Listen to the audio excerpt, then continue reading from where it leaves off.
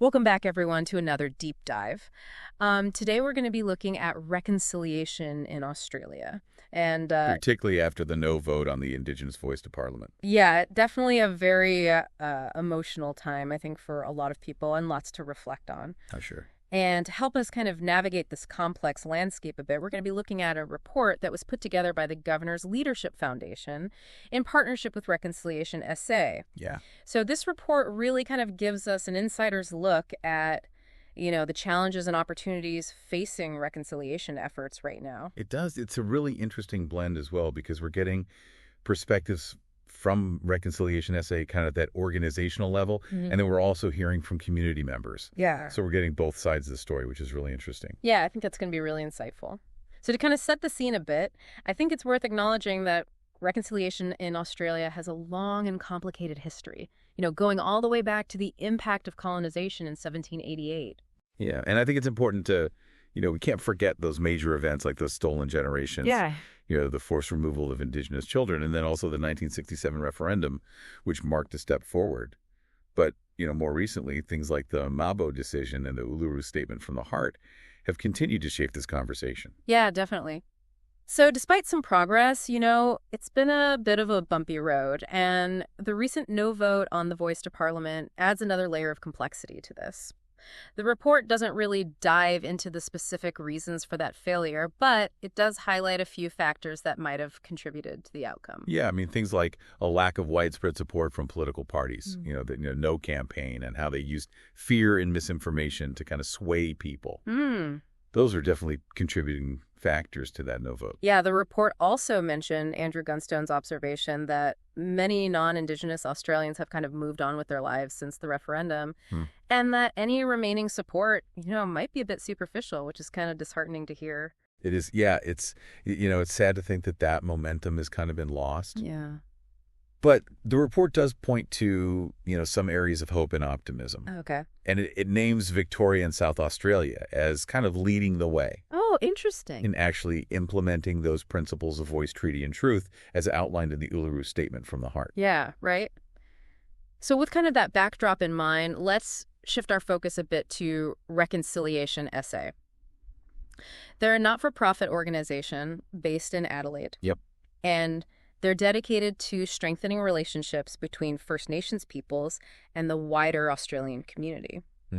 So in response to the referendum, they actually launched the Community Action Project, or CAP, to really kind of figure out how to re-engage people on reconciliation. Yeah, they had some really interesting questions that they posed through this project as well. Oh, like what? They wanted to understand, why are people disengaged? Okay. How do we keep that momentum for reconciliation going? And then also, a big one, how can we make truth-telling and that historical acceptance more accessible? Yeah, that's a big one. Yeah, big questions that we should all be asking ourselves, I think, as well. Yeah, definitely. So this deep dive is going to be focusing on the CAP report's findings. And one of the things that it does is identify 6 major challenges to reconciliation. Okay. And the way they've worded these challenges is really interesting. The first one that they talk about is ambivalence in communities. Okay. And it really points to this kind of widespread indifference or, lack of caring towards Indigenous matters. Yeah. And that's a huge obstacle to reconciliation. Right. Because, without that sense of shared purpose and understanding, it's incredibly difficult to create meaningful change. Yeah, for sure. The next one that they talk about is ineffective communication, that the message of reconciliation just isn't really resonating with a lot of people on a personal level. This is where I think storytelling and empathy become really crucial because, we need to move beyond the statistics and those legal frameworks and, really connect with people's hearts and minds.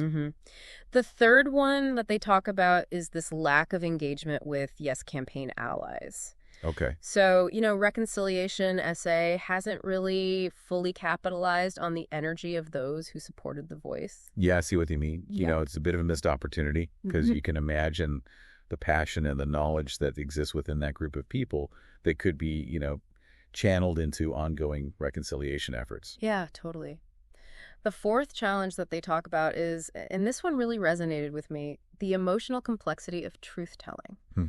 Confronting the past, especially a past filled with, pain and trauma, It's not easy. It's not. It's really not. And people need support Yeah, to work through those emotions. absolutely. And I think it's really important to remember with truth-telling that it's not about blame or guilt.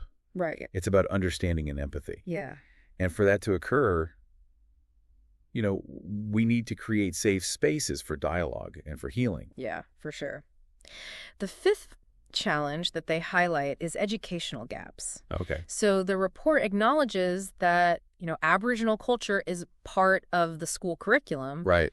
but there's a lack of in-depth education, particularly at the university level. Yeah, and that's where, stereotypes and misunderstandings can really take root Yeah. if you don't have that solid foundation of knowledge. Right. So, we need to invest in comprehensive education that goes beyond the basics. Mm-hmm. And this quote from the report really kind of hit home for me. It says, "The Aboriginal community has the greatest stake and the most to gain in the journey toward reconciliation." The outcome of the referendum, though, has sent a message that they are still not enough. Their culture doesn't matter, and they are not equal.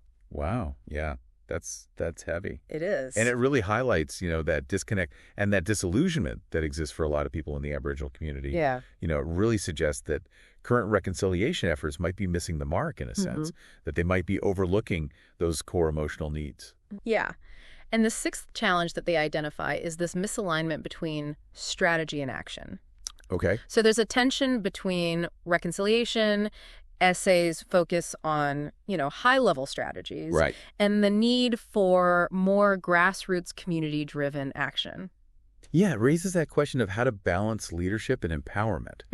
Because reconciliation can't be dictated from the top down. Right. It really needs to come from the heart of communities. Yeah. And the report, really emphasizes that listening to those diverse voices is important, Yeah. particularly young people Yeah. who often offer, these fresh perspectives. Absolutely. And there's a quote from a community member in this report Yeah. that I think captures this sentiment really well. They say, "In my personal opinion, reconciliation SA needs to stop putting so much emphasis on relationships with corporates and strengthen its connection with communities. There's a huge demographic, especially among 18 to 35-year-olds, that are aligned with our work but don't know how to support us. Our messaging has been focused on people with money because we need funding to keep going, but we could really increase our platform if we became more visible to younger generations. By focusing on grassroots engagement, we can grow a stronger, more active movement for reconciliation." Yeah, so it sounds like there's a real desire there from young people Yeah. to be involved. It's huge. But they need, clear pathways to do so. They need the guidance, the resources, the support from organizations like Reconciliation SA to really channel that passion and turn it into action. Right. So this brings us to, I guess, kind of an interesting point about the different stakeholders involved in reconciliation Yeah. and their unique perspectives. Mm-hmm. What I thought was really fascinating about this report is it's not just about, Indigenous and non-Indigenous Australians. The report also kind of delves into these internal challenges within reconciliation essay itself. Yeah, it's a very multi-layered issue. Yeah. We've got perspectives coming from these various groups and each with their own set of, challenges and opportunities. Yeah. It's fascinating. Yeah, so let's start with the Aboriginal community. I think, the report acknowledges their unique position in this whole process, as the ones who have been most impacted by colonization and its ongoing effects. Yeah, and the report also highlights, the emotional weight of the referendum. Right. And the potential for disengagement after that. Yeah. It's understandable that after centuries of trauma and injustice, there might be a sense of, fatigue or frustration. For sure. Like, how much more can we keep pushing for this? Yeah, but at the same time, the report emphasizes, that strength and resilience Yeah. of Aboriginal communities Right. and their enduring commitment to reconciliation. Yeah. There's a quote in here that I really liked. It says, "Reconciliation is everyone's business." Oh, that's good. And I think it's just a good reminder, that this isn't just an Indigenous issue. It's a shared responsibility. For sure. So moving on then, kind of internally, Yeah. the report takes a look at the reconciliation essay board, the CEO and staff. Okay. And they're facing, that difficult task of balancing this long-term vision with the day-to-day demands of running a small nonprofit, Yeah. which is not easy. No. So, the report acknowledges their passion, their dedication, Yeah. but it also highlights some of the challenges. Like what kind of challenges? Well, things like limited funding, Okay. a small team, the constant pressure to secure resources. Right. It also mentions a tension that exists between strategic leadership Mm-hmm. and grassroots engagement. Yeah, it's that balance, isn't it? Yeah, it's a tough one. Of how to maintain a clear vision while also being responsive Mm. to the needs of the community. And that's a challenge for a lot of organizations, not just reconciliation. So the report turns its attention to community groups. Okay. And it describes them as being passionate about reconciliation, but often lacking support. Yeah, that makes sense. These are the groups that are working on the ground, Exactly. building those relationships, Yeah. fostering understanding Mm. at that local level. Yeah, but they often struggle with things like limited resources, Right. unclear communication from, kind of those higher level organizations, Yeah. lack of direction. So again, it goes back to that kind of top-down versus bottom-up. It does, and I think it highlights that need for collaboration and partnership. Yeah, Unified approach can really make a difference. for sure. And then finally, the report speaks to the role of young people Mhm. and emphasizes their potential to influence older generations. Yeah, they bring that fresh perspective, that energy to these conversations. They do. And there's this really powerful quote from the report that I wanted to share. It says, "The biggest downfall is there are no accountability processes." Ooh, that's a good one. It really is. Yeah, And it's a call to action, I think, it is. to move beyond just words Absolutely. and into, meaningful, measurable change. Yeah, accountability is key. It is. It makes sure that, what we're saying is actually being translated Mm. into action. So the report doesn't just focus on the challenges, though. Right. It also offers a roadmap for improvement. Okay. So a set of recommendations for reconciliation essay Mm-hmm. and other stakeholders to consider. So let's dive into those a bit. The first recommendation is about funding. Okay? It suggests revisiting reconciliation essays' DGR status. Oh, right. So DGR stands for deductible gift recipient. Yeah. So basically that means that donations to reconciliation essay would be tax deductible, Okay. making it easier for people to contribute financially. Right. So it's kind of a simple change, but it could have a significant impact. Potentially huge. Yeah. The second recommendation is about empowering those on the ground. Oh, okay. So they propose creating a resource and framework hub for community groups. Well, that's a good idea. Yeah, so imagine like a central platform where these groups can access information tools, best practices for reconciliation. Yeah. So it's about equipping them with the knowledge and the support they need to be successful. Totally. The third recommendation focuses on collaboration. Okay. So strengthening those partnerships, especially with groups that were active in the Yes campaign. Right. So tapping into that existing energy and expertise Exactly. that could create a more unified and impactful movement. Yeah. The report also recommends combating ambivalence and misinformation Right. through targeted campaigns. That's crucial. We need to address people's fears and concerns directly, provide accurate information about what reconciliation really means. Yeah, because there's a lot of misunderstanding out there. A lot. Another recommendation focuses on messaging. Okay. So clarifying reconciliation essays' unique role and value proposition. So what sets them apart? What do they bring to the table? Yeah. Define their niche Yeah. and Yeah. communicate that clearly. Communicate it clearly. They also encourage reaching new audiences, Right. specifically younger demographics, through digital platforms. Meet them where they are. Yeah. Utilize social media and those online tools to connect with the new generation of advocates. Absolutely. There's also a recommendation for a reconciliation summit, bringing together community leaders to address these challenges head on. Oh, I like that. A space for dialogue, collaboration, collective action. Yeah. It could be really powerful. Yeah, that could be great.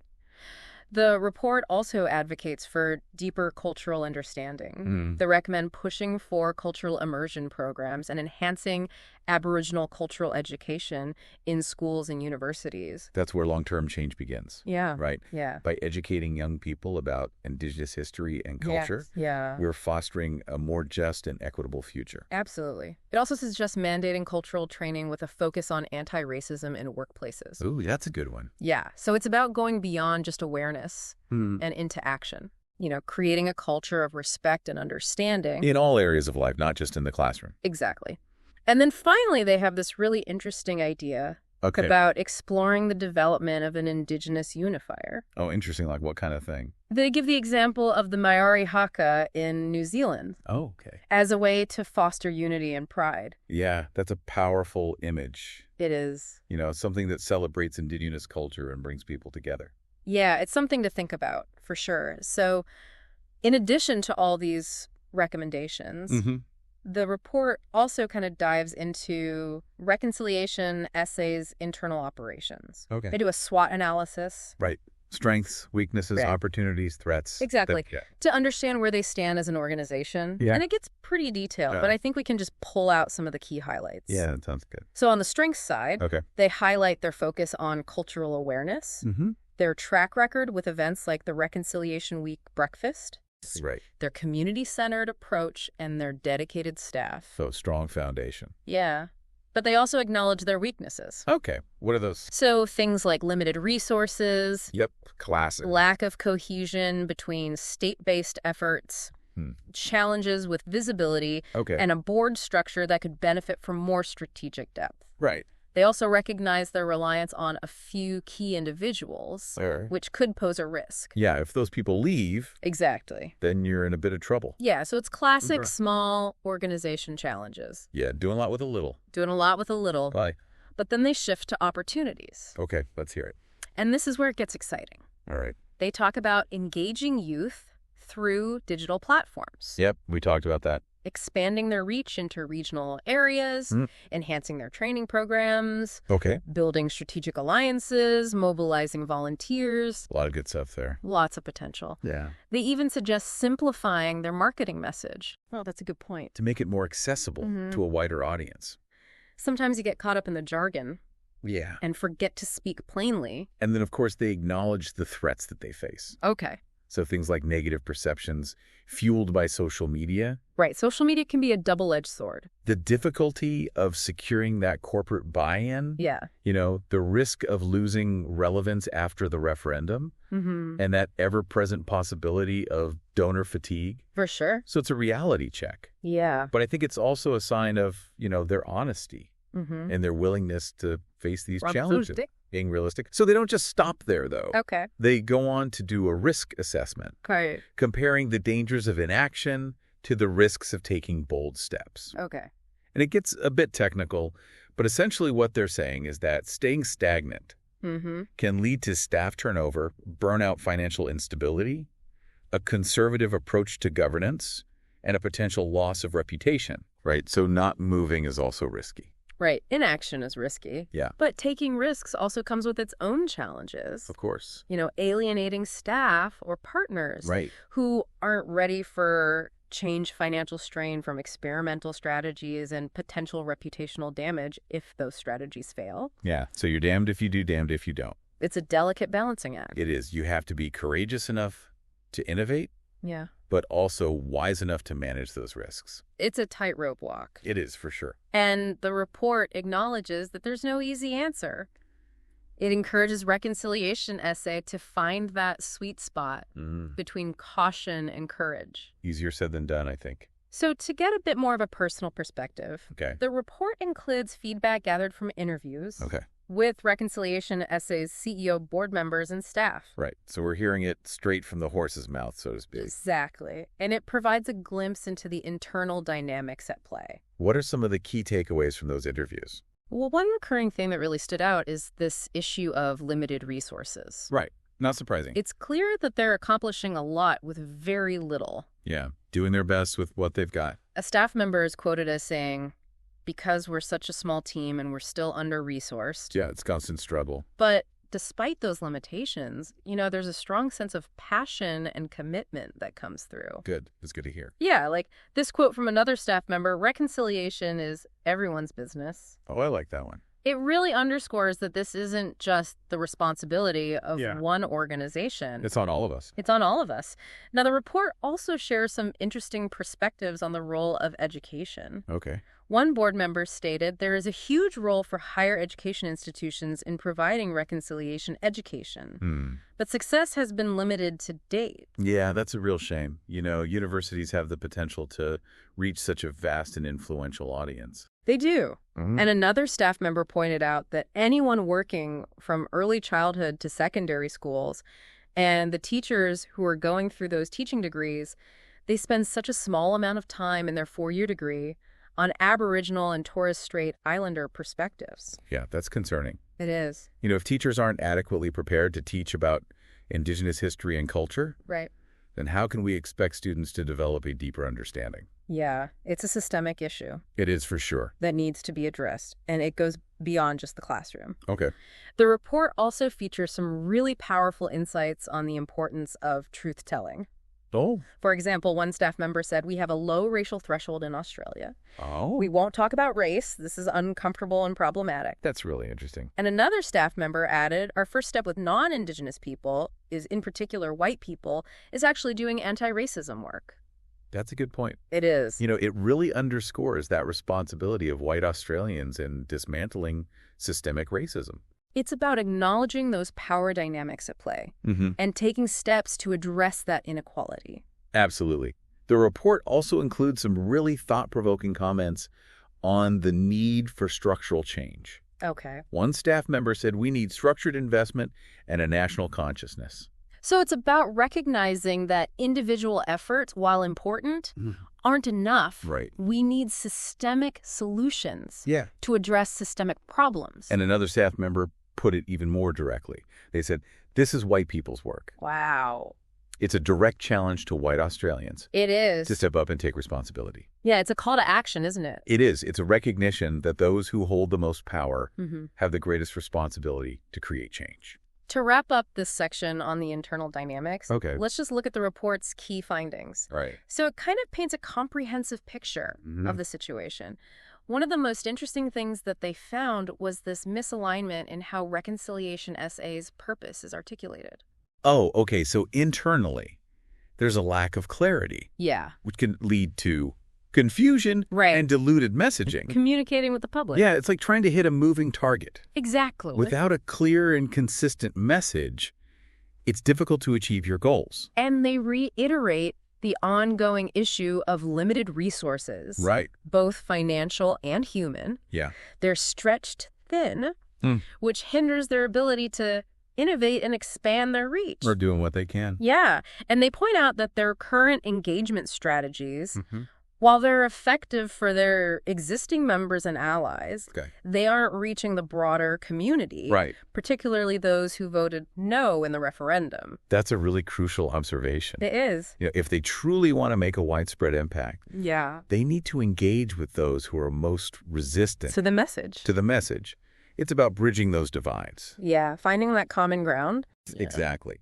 The report also highlights that while the Australian curriculum does include elements of Aboriginal culture, Right. there's a lack of confidence and competence among educators to teach it effectively. So it's like a vicious cycle. It is. If teachers aren't adequately equipped, then students aren't learning. And the cycle of misunderstanding continues. And finally, they acknowledge that their broader community engagement Yeah. currently centers around reconciliation, action plan support, Okay. and corporate training. Mm-hmm.